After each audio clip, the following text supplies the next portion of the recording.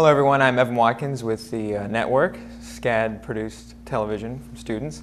And as a film student, I'm very excited to be here with director Milos Forman. Thank you for being with us today. And congratulations on the Lifetime Achievement Award. Thank you very much.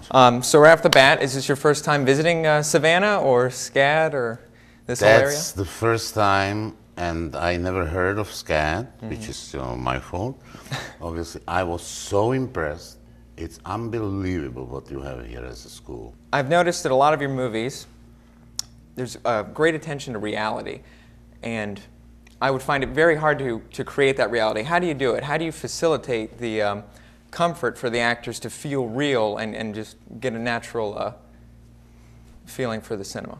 Well, you hire the right people to do it for you, to surround them with everything. Every detail counts when it comes to credibility. Because it's funny, it's like, if somebody lies to you once, you never entirely believe him. And if you have a one little lie, be it a costume, be it a dialogue, be it a prop, in the film, it undermines the credibility of the whole film. So first of all, you have to cast right, because finally, it's the actors who make. You can be a wonderful screenwriter, you can be a wonderful director, but if the people don't believe the characters on the screen they see, all your work is, spoiled in vain.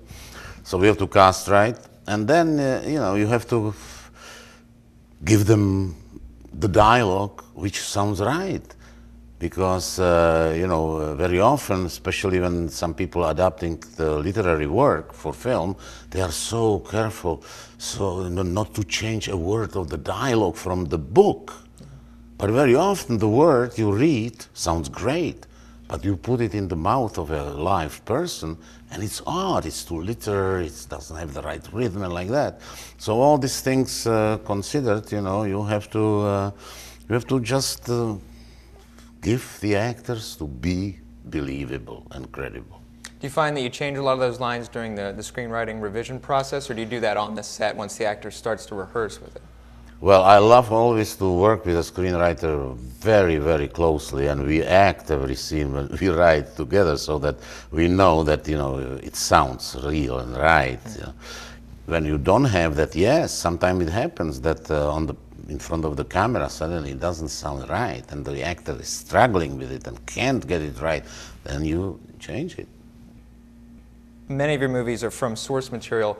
What is your personal process, taking something from one form and turning it into a cinematic form?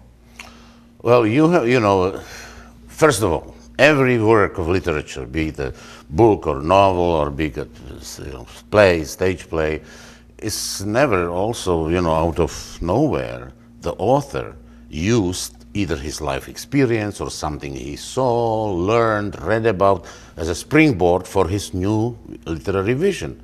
That's what I, as a filmmaker, am asking for the writer.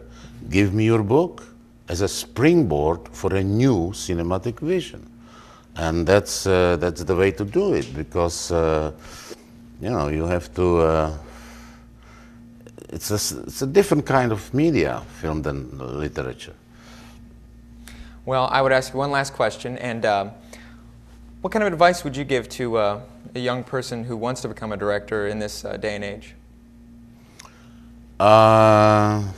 Just follow your instincts and go to church and pray for God to forgive the reviewers, the critics. What's my favorite Halloween costume? I didn't grow up with Halloween. I was born in the middle of Europe and I grew up, and half of my life I spent there. We don't have Halloween. Yeah. So, oh my God, I know what my sons, who are now 9 years old, and they, were born here and grew up here, their favorite costume was some kind of a knight. They had some kind of a, swords. I guess it's from Star Wars. Thank you very much, Mr. Forman. It's been a pleasure having you on.